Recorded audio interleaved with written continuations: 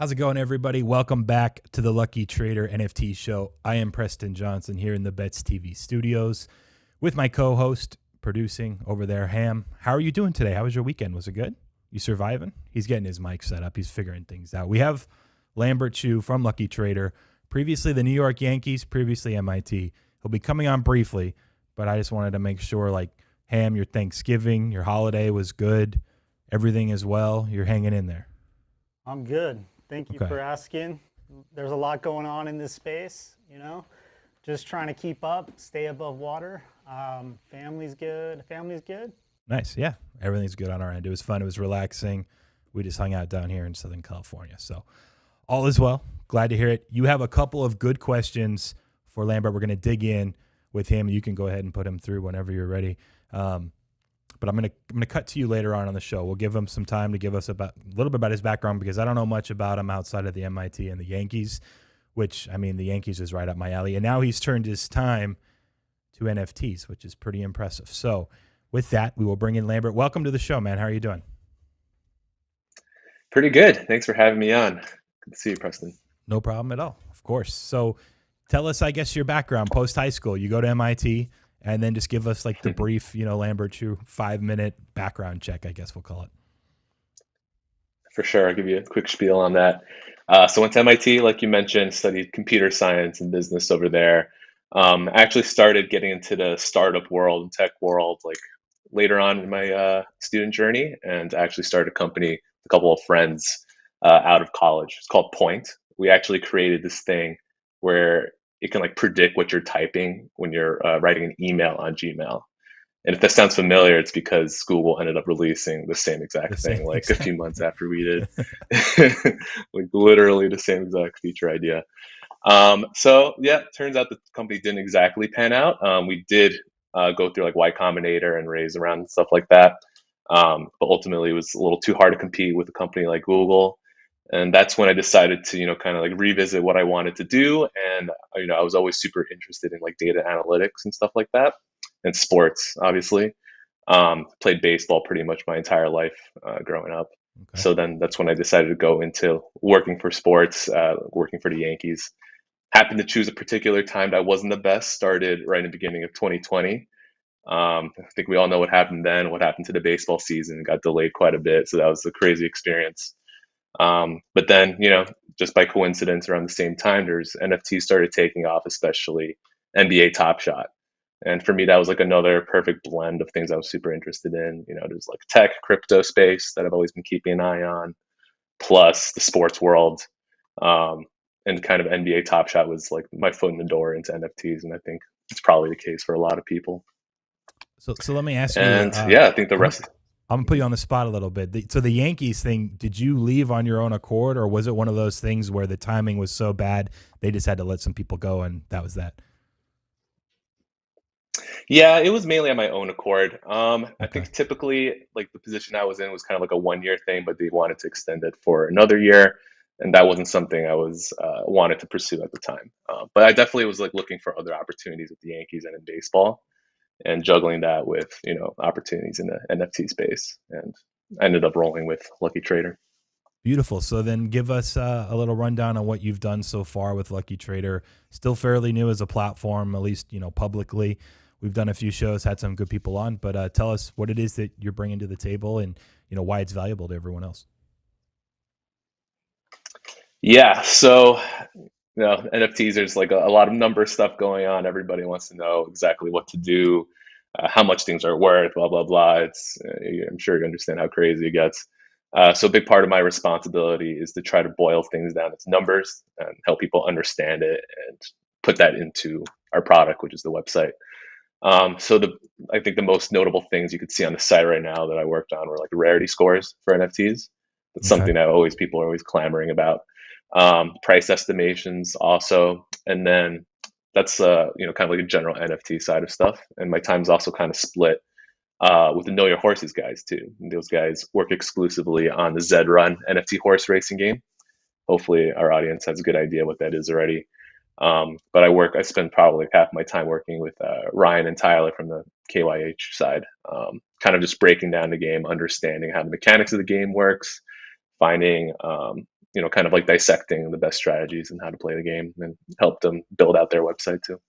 So let's go there. Was it their idea or yours to start doing ELO ratings for Zed Run specifically? I've done similar stuff for sports in the past, and my background is in sports betting particularly. So I guess in general, one, how did that idea come about to do ELO ratings for Zed Run? And then on top of that, what are some of the similarities and differences, I guess, just from if you were doing it previously with the Yankees or what you've done in previous work versus Zed Run and like a Web3 blockchain type ELO rating system? Yeah, it's an interesting question. So in terms of the idea, a bunch of people I think talked about ELO for a long time. It was something that was kind of just sitting in the back of my mind for probably a few months. But there were always some like kind of obstacles to make it look good and work well. Something I discussed with like Ryan and Tyler from like almost the beginning when we worked with each other, of just like what is a good way to like rate how good horses are in a way that's like systematic and objective and not really like filled with personal bias, right? Because there's always personal bias in the game. So I could probably go into a little bit more later, but there's like a couple tweaks I made to the system that I think helps with like how Zed is set up as like a horse racing game. Okay. Yeah. So in terms of what was the other part of the question? In terms of like comparing to traditional sports, Zed's definitely interesting because it's kind of like a it's not like a real sport, right? There's like some randomness that's kind of taken out of it, right? There's not gonna be like a freak injury to your horse. It's not just gonna like collapse on the racetrack. There's not those like black swan events you can expect in sports. But it's kind of like almost like computer generated results. So you can kind of go in and kind of dig up the probabilities based on history a little bit more to try to reverse engineer the game as close as possible. But then it's also kind of like at the mercy of Zed on how they want to structure the game. Because they every now and then change how the point structure works, change the formats, tournaments, etc. So you kind of have to be like really quick on your feet, and you kind of have to like change your evaluation system almost on a whim, depending on like whatever they decide to do. So that's kind of a little different from the traditional sports world too, where usually the game doesn't get changed that much. Analytics you can kind of build on it over the years, but for Zed, you can almost expect something to change like every few weeks, every month, or something like that, and have to adapt to it. No, that's super interesting. It's so two-part, I guess, response from me, just because my mind's kind of going. One, like I know there are different styles of horses within Zed Run as far as how they actually run. But initially I was thinking like, oh, it's kind of safe to then assume, you mentioned like there could be a random injury or something that's just more kind of out of your control in a real sporting event like IRL. Whereas Zed Run, it's pretty straightforward, computerized, so to speak.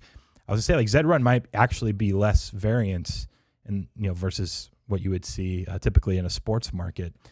But then you actually said it's interesting because if they're constantly changing and evolving and there's different things every couple of weeks, it's almost like more work or more variance within how you're projecting how things will go in the future. So, and that's actually a pretty tough problem to solve, I guess. Any thoughts on that? Because that's actually kind of hurting my head, which doesn't happen very often. Hurts my head a lot too, like every day. But yeah, it's really weird. It's kind of a weird balance. You can't really just go purely at it from like a traditional sports analytics perspective. But a lot of the same principles still kind of apply. You want to like use data first to make judgments. You kind of want to build like a system that's going to be like resilient to changes down the road. Because even in traditional sports, there's going to be some rule changes every now and then. Yeah, kind of balancing between those two things. Like Ryan and Tyler are always there, and like valuable resources. They're like super plugged in to the game itself because they're like managing a company stable, racing every single day. Yeah. I don't have like a stable like theirs, right? They have like some of the best horses in the game. So they're like really plugged in onto like the little things and help me with like the qualitative stuff, which can then help to like making the right decisions on like the modeling side. Beautiful. So let's stick with just the Lucky Trader platform in general, but price estimation. So I believe Logan has mentioned to me before, you basically are behind the price estimation for every CryptoPunk on the Lucky Trader platform. So give us a little bit on what went into determining those prices, values, etc. How do you adjust for, say, a few days ago where Punk 4156 says, hey, I'm out, basically dumps his entire floor. Floor's dropped like, 30 ETH or whatever the last couple of days, maybe a little bit of a bounce back recently, but all of that stuff, because the market's constantly evolving and moving. and then you're having to determine prices. So just kind of get into that a little bit. CryptoPunks being the main one, but just other collections as well. Yeah, definitely. So I guess I'll start with just like a general philosophy of how we price NFTs. If anyone's been like involved with trading NFTs, you kind of know the term floor price, right? That's what, the lowest listing price available on OpenSea or the secondary market where you can like snag something. And that's kind of what we base our philosophy around pricing NFTs on. Is currently there's a floor price, and all the other NFTs you can kind of price relative to what the floor price is. So for example, you can have like an alien punk, right? That's clearly a more valuable punk than just some like generic human punk. So we want to estimate like how much more valuable it actually is, like what kind of markup it actually should get on the marketplace. So that's kind of like what we use as targets for our pricing model. And we base it like purely off of historic sales. We want to, again, make it as objective as possible, not so subjective, and use historic sales like the market decide how much things are actually worth. So kind of base our whole philosophy around like how much typically do these things sell for markup over the floor at like a given point in time, and make that prediction for like right now in this moment, how much is this CryptoPunk worth? And we don't try to do anything like, oh, how much is going to be worth like 10 years from now. I don't think anyone has like an amazing idea of how much it's going to be. That's just like way too many variables and way too hard to do. It's just kind of like, all right, right now, if you were to go on an OpenSea and try to buy this, what do we think is like a fair price for it? Yeah, and we tried to repeat that for punks, for all the other NFTs, kind of use like the same approach, same kind of thinking methodology, and make it as like reusable and extendable as possible to all the projects. So let me ask you this then. I should know. I think it was in May. If it wasn't May, I apologize. But Sotheby's has the Alien Punk. It sells for nearly 12 million USD, if I recall correctly. At the time, I think a floor punk was like 13 or 14 ETH. So how do you value then? Because you're saying you're trying to use objectively historical data and historical sales to predict and at least do estimation for prices currently. How do you determine then if the floor goes from 13 or 14 to say 70s?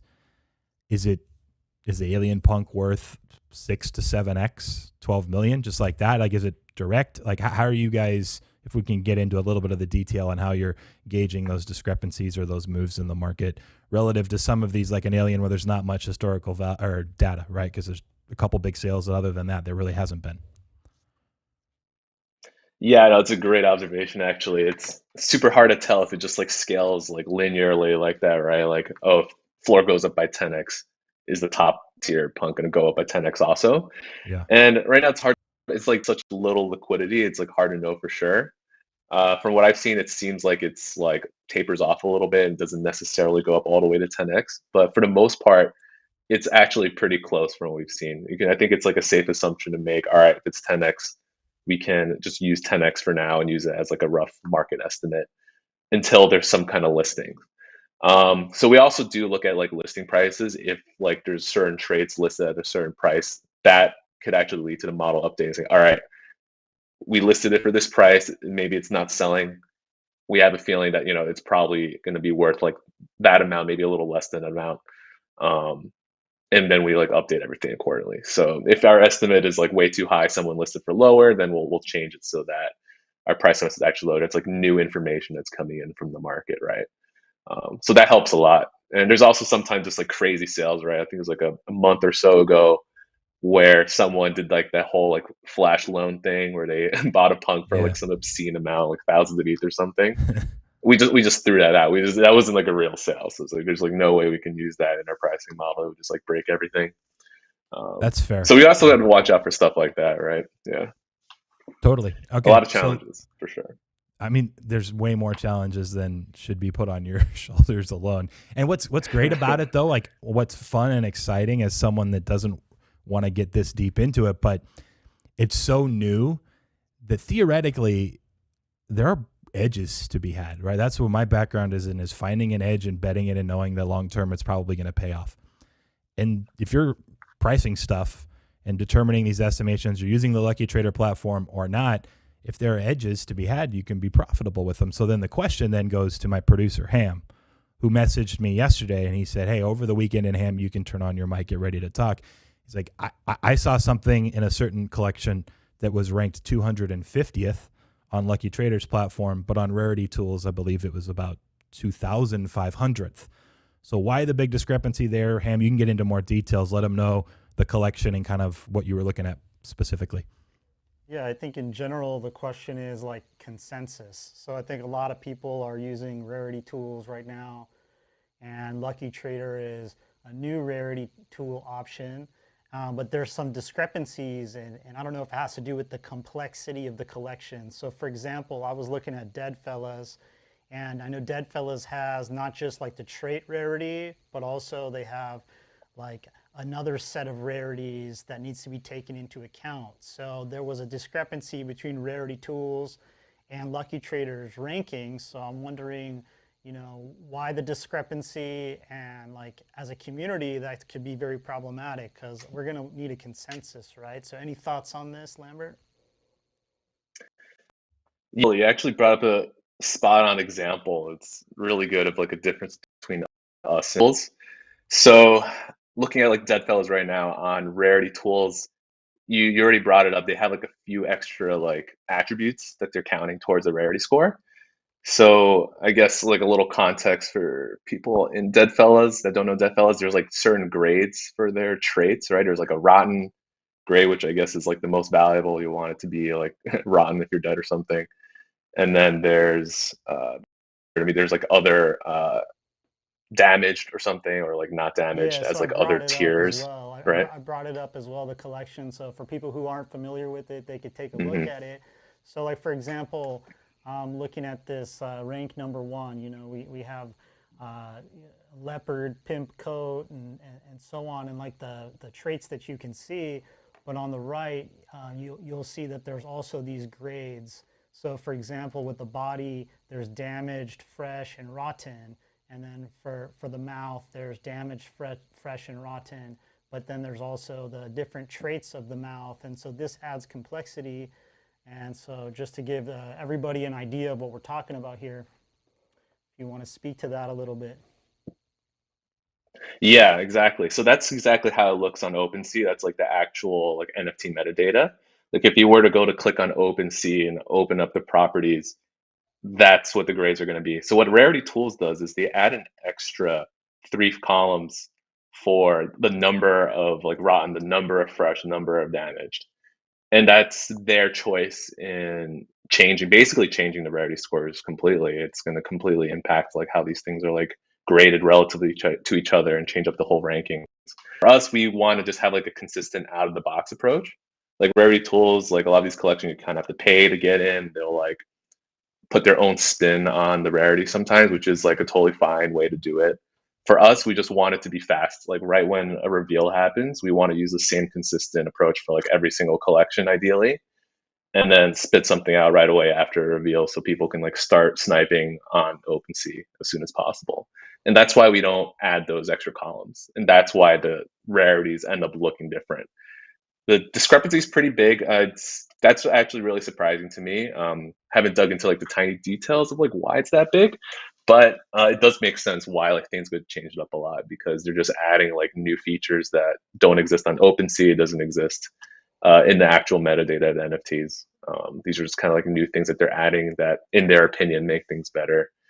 And yeah, I guess it's like a philosophical debate of like, do we want something that's just like consistent with the NFT metadata and like not mess around with it too much and just keep the same approach for everything? Or do we want to kind of like turn some knobs here and there, and maybe change up the rankings so that, you know, they think that it's actually more accurate? So it kind of gets That's in where real like kind quick. of Yeah, I was just going to say it gets into what he's kind of referring to with it can be problematic for the audience, right? Also kind of gets into what I was saying where it's fun because it's so new, and I think there's advantages potentially or edges to be had. If the majority of people are using Rarity Tools right now, then if you buy one because of the Lucky Trader ranking that's 250th, it might be a while before the Lucky Trader ranking maybe overtakes Rarity Tools, right? Or vice versa. If they have one that's ranked a lot higher than Lucky Trader, they buy it there, but now there's a whole audience using Lucky Trader that's not going to ever consider purchasing, at least at the price they bought it for. So how do we figure, is it just a matter of time and the market will kind of figure itself out? What time do you think, or I guess this is the question for you directly, Lambert, what are you guys doing currently to improve your Rarity stuff on the Lucky Trader platform? And like, are there improvements left to be had? What are some stuff that you're looking to implement, et cetera? Yeah. In terms of improvements, I think we could let users decide whether to like use these extra knobs or not. Maybe like have like extra custom Ooh, decisions on what goes into Rarity, right?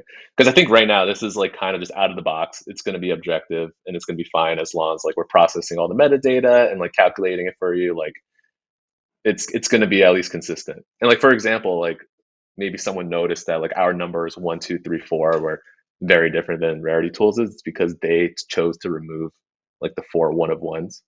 So they only have like 9,996 NFTs. We have like all 10,000. So got it. again, like we wanted to just like work out of the box. Don't touch it. Don't mess with it unless people like ask about it.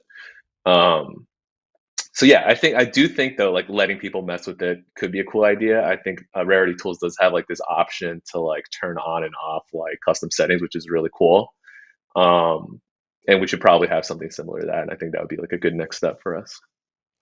So I guess that's the question is, are you open to discussion regarding the approach to the rarity calculation? You know, if there's a consensus in the community that we want to have those traits, those damaged traits, for example, like a dead fellas that has 5 damaged traits is more rare than a dead fellas that has 4 damaged traits. If that's the consensus in the community, then is Lucky Trader like open to adjusting?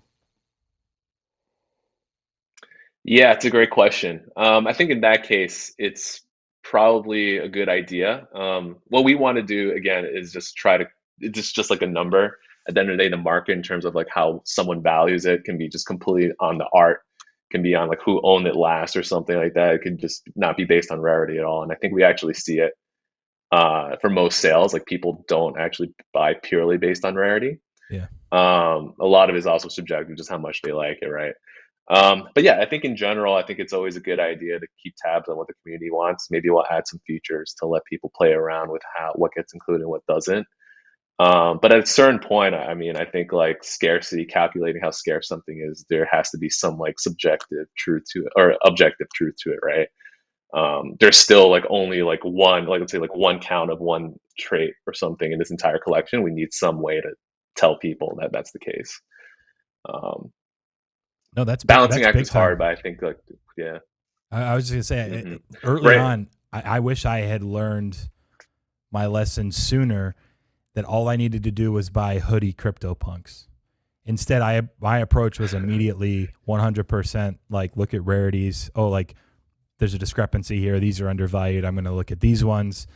Whereas if I had just bought hoodies, comfy season, I'd be sitting way prettier. So there's definitely a subjective element that you have to try to take into account because it's more than just the stats. It's aesthetics too. And so that's what makes it tough. Also makes it fun. I kind of keep saying that, but really it's so brand new and you're trying to assess so much.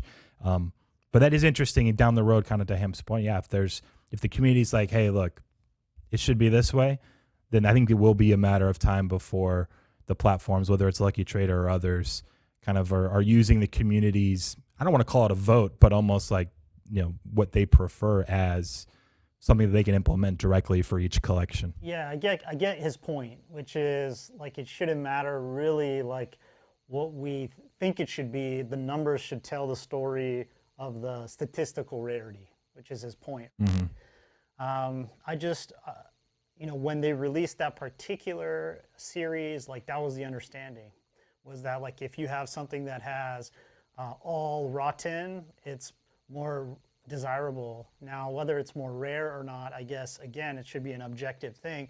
But I'm going to put you on the spot again, Lambert, because you're the expert. So there's another, and, you know, this is part of why I'm here, right? I'm not the, you know, world's most talented producer. I trade NFTs every day. You know, this is part of what I do. I have thousands of dollars at any given moment moving around in these different assets. So this has implications to me as to same for our viewers, right? So another series is Rumble Kongs, which I was very happy, and let me put that up.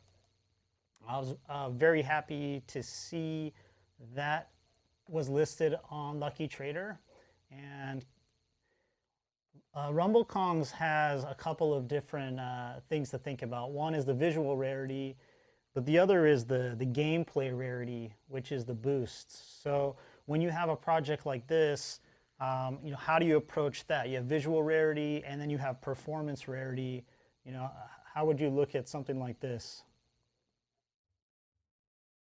Yeah, no, that's definitely a tough thing. I think that's like the whole kind of genre of play to earn type of NFTs or Hmm. gaming NFTs that makes it a whole nother layer of like utility that makes it hard, right? Absolutely. I actually really follow like Rumble calls myself too much, but we try to treat those attributes like any other like visual attribute at the moment. So those are going to be based on like statistical rarity as well. And in terms of the game mechanics, if there's like utility involved that we're not factoring, yeah, like totally, that could definitely be a shortcoming. I don't think people have like an amazing answer to this right now. Like not even rarity tools, from what I remember. There's like other similar projects like bio pills, which I'm in, which are like these supposed to be Yeah. like digital drugs type of thing with like a performance level. At first, I'm pretty sure they just didn't even take into account the strength of the pill, which in a lot of people's opinions was like the most important part of the pill, right? Like as close to 100 as possible, as strong as possible, and that's like what you want. Um, but yeah, they it seemed to like an initial version didn't really take that into account, and that's like something they had to incorporate later. And that's same thing, kind of like same boat we are right now. Of how do we exactly want to take into account like performance of something, especially if it's as complicated as a game with like multiple attributes. Like Zed Run, for example, is like a perfect example of like a really complicated system where there's like so many different things in play. You don't exactly know how good a horse is until you've like raced it a bunch. Even then, you're still not really sure until you race some like really good horses how good it actually is. Um, Okay, and I so the think that would way probably, hopefully, yeah. Rarity Tools approached it was like they did a visual rarity, like one tab, and I'll put it up. Hmm. They did like our visual rarity tab, like just the stats rankings, and then like a combined ranking, which that's like probably the most confusing part is like how do they come up with the combined? But that's I guess one way to dice it, right? Is separate those. But the important thing is my experience so far with Lucky Trader is the team has been very responsive. The team has been very just open to listening to feedback and wanting to improve and deliver to the community what we're looking for. And so I imagine that this is all part of the process here. That's one thing that Peter was pretty quick to bring up when we had Jennings on the first show we did. Multiple times he was like, "Hey, let us know anything that comes up. Like we want the feedback, good and bad. We'll make it work." And I think that's the best way to ultimately build what you're hoping is like the platform, the hosting site for all things NFTs down the road. And so they've done a fantastic job with that. We'll move on to a couple of the last questions we have for Lambert. Next one's more just about the type of dynamics that come into play when you guys are deciding which new projects to list. There's so many of them. Ham, I believe you said that Uncool Cats was one that had just released, and then you meaning Lambert and Lucky Trader had posted. So yeah, just give us a little bit of a rundown on what you guys are looking at as far as new projects and how to go about putting them on Lucky Trader. Yeah, in general, we want to go with projects that reach like a decent amount of volume in a given day. That's kind of like the most obvious green flag of like something should be added if it isn't already. Once it breaks, let's say like daily volume, top 100, and it's not already in our collection, we'll throw it in. Also, sometimes if there's like a project that just gets like a lot of notoriety, a lot of attention on like Twitter, Discord, we'll keep an eye on it to make sure that when it does drop, and everything goes well, then we'll like throw it into our pool of collections as well. There's actually a bunch of like other guys in our team that are like super plugged into this, and they actually make like the final decisions of what goes in, what doesn't go in. Um, I'm actually not directly involved in that process, but that's kind of like the high level of exactly how it works. We want to make sure like anything that people are actively trading on any given day is included. That's where like the biggest value for the product comes into play. So then let's go into what you actually do make decisions on a little bit more, at least. What are some of the near-term plans, additions that you'll be making to what you're doing at Lucky Trader right now? Right. Definitely a lot of the near-term stuff is kind of what you guys already touched on, right? Like all the rarity scores and price estimates. We want to make those as good as possible every single collection. Like price estimates right now, for example, just on like a handful, but we want it to be for like all of them. Have like a universal pricing model that can be like quickly updated, real time, real fast. So that's like one near-term thing I'm paying a lot of attention to. On a general NFT side, and then also like Zed Run side, want to kind of build out more of the Know Your Horses platform even more, maybe even add some like premium tools, premium features to the website. Think it'd be like a real big addition to the community. Beautiful. So then let's throw it right back at you. What about longer term plans? The ones that you're allowed to talk about, at least. I'm not sure if there's one or two that you can hint at. Yeah, that's when you can let your imagination run wild a little bit. There's just so much going on in NFTs, right? But some of the ideas that like we've talked about and like started working on were like sentiment analysis of projects, right? Like right now, a lot of the reason why people ape into certain projects, there's like a lot of good publicity, a lot of good like discussion around a certain project, not a lot of FUD. If we can put like a number to that, like kind of quantify it before a drop or an update actually happens, that could be like a lot of alpha and a lot of value to the user. Um, Not an easy problem to solve, but basically analyzing text to kind of give an idea of how positively something people are talking about is, it could go definitely a long way. Um, and definitely along those lines, also like keeping track of who's trading what, right? Like we're going to be, hopefully, I'm allowed to say, but we're going to be like allowed tracking for wallets and like alerts for wallets, stuff like that. Whenever people make Mm. moves or whenever certain thing happens to an NFT in terms of prices, that'll be huge for us. There's like another company called like Nansen that's doing a fantastic job of tagging wallets already. So we're like thinking of ways we could also go into that space of like tracking people that are especially sharp and knowing how to tail them into certain trades. So I actually know a sports bettor that built that a few months ago for his own gain and just crushed it for like 6 to 7 weeks. Then the market finally about 2 months ago started cooling off, but just obliterated, like tracking on a bot, like the top 10 earning wallets on OpenSea, and just it's what he did. So you're bringing that up. I think it's great because there's people out there that don't know how to code that or build it themselves.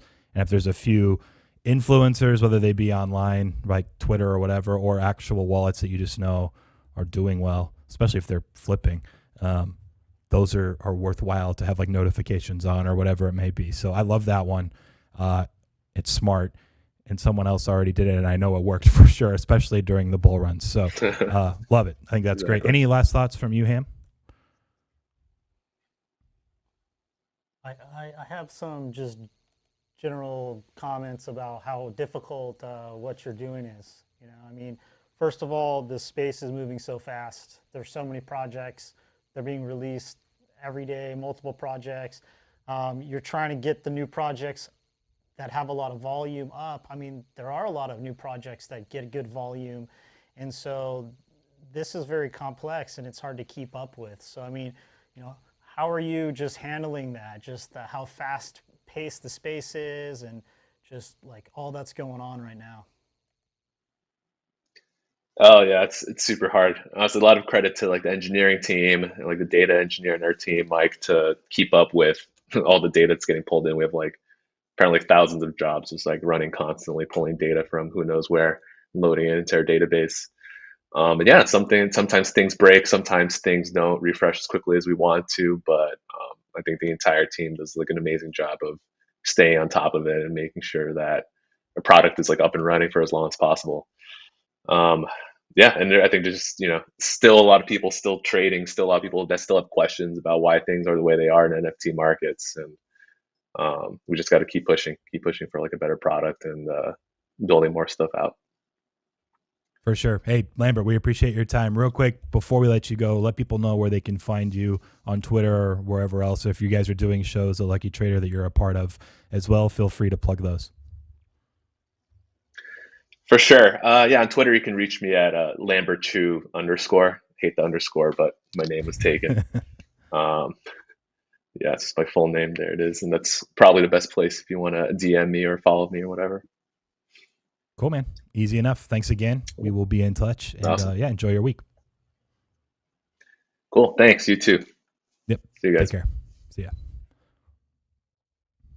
It isn't a job I envy. Kind of getting to your point at the end. It's part of me. I'm like too old to really like want to jump in and start doing that side of things. 10 years ago, it was more like 12 years ago when I was really taking betting seriously. It was a similar, like, there's so many pathways to finding ways to like make profitable wagers. I'm going to start solving the ones that I want or can. And it's constantly moving. Markets are getting more efficient with time. There's new information. This is similar. I keep bringing up that parallel, but it really is. I don't envy it anymore. It's just tough. It's a grind. And so the fact, to get to my main point here, that they're working on it, they're offering it on their platform, for free for everyone to at least use as part of their process on what they're going to collect or trade or whatever it may be. Respect for one, and it's useful, it's valuable. And even if you do see discrepancies sometimes or whatever, people just have to kind of start gauging what they think is more valuable. It does become more subjective. It's just such a hard game to solve, and so it's still so. Everyone always says we're early, but I mean, it's true. It'll be interesting looking back on like this side of things in a year. Are the numbers on all the platforms or tools or whatever like going to be exactly the same in 365 days because everyone's doing it like the optimal way, or they're going to be deviations? I feel like it's something that is going to move really quickly. It just has to, but it's still not there yet. Yeah, it's all moving so fast. I mean, I used to play daily fantasy sports, and like, it's easier to play DFS football for somebody that's working and busy because like you can focus more in on like the Sundays, the Sunday slate. True. But like if you're trying to play basketball or you're trying to play baseball and there's just games going on every day, it's like much harder to keep up with. And like NFTs is just blowing that all away in terms of just volume and just what you need to keep track of and what's going on. There's so much changing. But in general, like the tools are really sharp, and they have that OpenSea integration, which is also very valuable. And like I don't want to understate how important like that estimated price is, and how like when we were talking, I was looking at the CryptoPunks. Yeah. And like right there was one that was like estimated price was like 100 ETH, and it was listed for like 75 ETH. So it's right there for you. Whereas like normally we're trying to like assess that and calculate and look at those recent sales and try to deduce that. But if you can, there's just like tremendous amount of inefficiency in the market, and you can literally just grab something and then just relist it higher like this. And like those wallets that you were talking about that are successful, that are especially in a bull market, right? Yeah. Just like, oh, boom, buy this for 10 ETH, sell it for 12 ETH. Like literally you could sometimes do that the same day, right? So it's pretty interesting space, but I think this is also why so many people are flooding to the space, because it's like disproportionate upside. It's very rare to be able to like, just see so many things 5x and 10x, which we've seen this year. And it seems like based on like Twitter and Coinbase NFTs, like tweets, that they're getting very close to potentially releasing their platform. And my understanding is, that's going to expose a lot more people to this. And yes, I'm kind of, I got my bags packed here waiting for the Coinbase NFT launch and the next big bull run. Will that happen? Do your own research. We don't know, but I'm here for it, and it's exciting. So I wanted to also ask you a little bit about Punk's comic. I know you're a substantial holder of Punk's comic, and how are you feeling about everything that's transpired the last couple of weeks? I appreciate it for bringing it up. Shout out to the Pixel Vault family. They also were announced a Coinbase NFT partner I don't know, about like 2 or 3 hours ago. So that will be promising. Adidas partnership as well with the collab with G Money and Bored Ape Yacht Club. So all good things. You saw it reflect in the immediate market. Then you've also had the staking that's commenced for staking the actual comics, staking Meta Heroes for POW. It's all good things, man. It's interesting. I'll tell you this because Sean's one of my good friends, G-Funk, who just heads up nearly all the business development of Pixel Vault stuff. You have like 1 month of like building in this space is like a long time for things to not really happen. And people are like, when's staking? When's the punk, going to be able to claim the physical? When is the second edition coming out? When are you going to be able to do this and that? And it's like, we have big things in the way. It takes time sometimes. Like, it's hard to be patient though at the same time because like you're saying, things move so quickly. But that was an interesting, I would say like 4 to 6 weeks where people were just like, I guess this is it. Like, rug pull, and then it's like, no, like Adidas. No, Adidas. Coinbase. Like, it's like, okay, like figure it out. And I saw so many tweets from people as soon as the Adidas partnership was announced. They were like, okay, this is like a certified blue chip project. You just can't put it past them anymore. So that was nice. It was helpful. But you asked me before we went live, I don't mind sharing. All my comics are staked. All my Meta Heroes are staked. Like, I'm in it for the long haul, and I'm interested to see what happens once the 30-day cooldown period ends. If people start claiming the Punks tokens or the POW tokens, they're going to sell them, dump them, so to speak.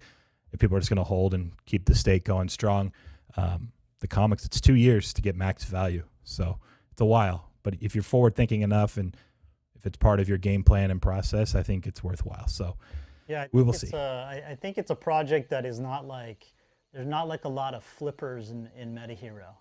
The people who have been in the Punks comic, like a lot of them, they've been around now for a while, and they're kind of diamond-handed holders, including yourself. So I think that bodes well. In general, I'm staked. I want the tokens, but then people have a tendency to like let those tokens go or want to liquidate those tokens, but that's all part of the game theory here, right? Yeah. Like, okay, do you want to sell your tokens at that value? That's your decision. I know a lot of people, I'm going to interject, that don't have a comic to stake for the tokens. The only way they're ever going to get tokens is buying them in the secondary market. So that's like another level of, there's people out there that just, their price point is not 6.5, 7 ETH, whatever the floor is for a comic, so they can stake it to get tokens. They can't get exposure to CryptoPunks themselves. The way is to get a comic and get Punks tokens and have, proportional ownership of these 16 CryptoPunks. So that's going to be a whole other percentage of the audience that just actually doesn't own anything yet that we'll see. And as other projects start doing similar processes or paths and having tokens that this and that, like the utility is crazy. That was one of the reasons that, so I co-created Punk's comic. My actual Punk, like my handle on Twitter, the cheat, sports cheat is in the comic itself. Once tokens get distributed or claimed, officially, I no longer am the Punk anymore. Like, do I have to take it down? Do I need to switch my avatar? What's the rule on that? Because now thousands of people own my Punk, and I've been dreading the day the tokens, the Punk's tokens. We're all going to use it. We're all going to use it. So it's fair game for everyone, I think. Yes, and I might end up changing mine. I don't know. I haven't decided yet. I got 27 more days to figure it out. But but what's cool too is like, while this is being staked, and staking is kind of a static process. There's nothing else to do like once you stake, but there's these sidekicks, and people aren't talking about it right now. But my assumption is over the course of the next few weeks, we'll start talking about sidekicks and those being dropped, and those are going to have rarity, and that creates like a whole nother I want to say price point for people. Yes, to get it's another tier down for sure. And I think that's genius in general, just to have those different price points. Because like you said, I think the floor on a Punks comic is, I don't know, 8 or I think he got to 8 right after the Adidas news, and it's cooled a little. Although since Coinbase, I don't know if it popped back up. It could have. I'll say this though: it's the general thesis I think most projects should be considering is, how do we make 1 billion people care about something that only 3,000 or 4,000 people own? And I can't say publicly yet. Something else I'm working on. You're familiar with it, on how we can maybe find a way to make that a reality. But Pixel Vault in general, having tiers of price points, having a token like that, at least tries to open up the audience and expand the audience from just 80th floor for a comic, right? That's just too much. It's not realistic. So anyone out there that's either starting a project or has started one, has one that's going well, either way, I think that's a good question to ask yourself. How do you make $1 billion? That's if you're trying to really make it. Even if it's just like, how do you make 1 million people or like 50,000 people care about a project of 8 to 10,000 NFTs that really only about 3,000 people hold? Because your community needs to expand beyond the 3,000. So just something to consider. We can wrap on that if you're good. Yeah, I would just say to that, that's one of the reasons that I'm bullish on the Rumble Kongs. And I don't think a lot of people really, because there's so much going on, you don't look into every project. I'm guilty of that for sure.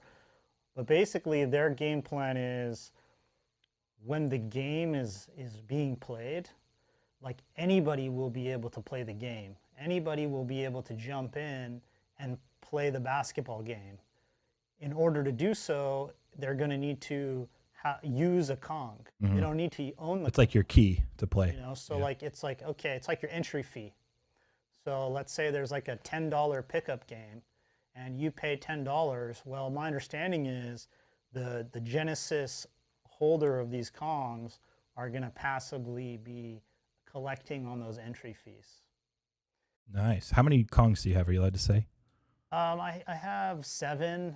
I did sell a couple. I had some listed, and the floor got kind of eaten up after Paul George came out with his Rumble Kongs gear. Nice. And some other things like that.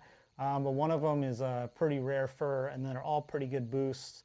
So I'm just generally hyped about it. I did mint, I minted 18 of them, and I've kind of worked my way down to this. So it's certainly, I like the best position to be in the NFT space is playing with house money. Yeah. So that's like essentially my whole strategy is play with house money, and to be frank, like my entire portfolio is house money. Yeah, you're just free rolling now. I'll say this, we all have this same story. I'm not going to dwell on it. Where you're at the page, you can push mint if you want or you don't. And the Rumble Kongs one, I was like, that's pretty cool, but like all these people saying they got games coming, like which one's actually going to come? And so generally I mint one just in case on like every project, not now, but like back in the day when it was hot.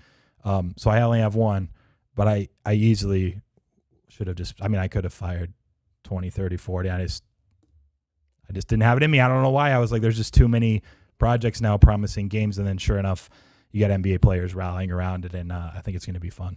Well, that's the thing. Like you said, like there's so many games, right? But like one, like who's going to know about these games? Like two, like do people want to play the games? Yeah. And it's going to take some extrinsic factors to answer those questions. And I think something like NBA players, something like commercial deals with Adidas, these kinds of things are going to bring that kind of mainstream audience into that game environment in the future. And so, we'll see. I have no doubt that a lot of the projects that we're aware of today probably won't make it. Oh, for sure. And so, but where that money will go, like some of it will leave, but a lot of it will probably consolidate into the projects that do make it. And so, what projects are those? You pick those ones out and then you're in good shape. Yeah. Just keep consolidating. And so with that, take it away, my friend. We will. Thank you once again to Lambert Chu of Lucky Trader. Appreciated the time with him. Thank you to all those that tuned in. You can listen as well, Apple, Spotify, podcast form, YouTube at Lucky Trader, my Twitter feed, their Twitter feed. It's just about everywhere, but we really appreciate it. We'll be back next week, as usual, Tuesdays, 7 Eastern, 4 Pacific.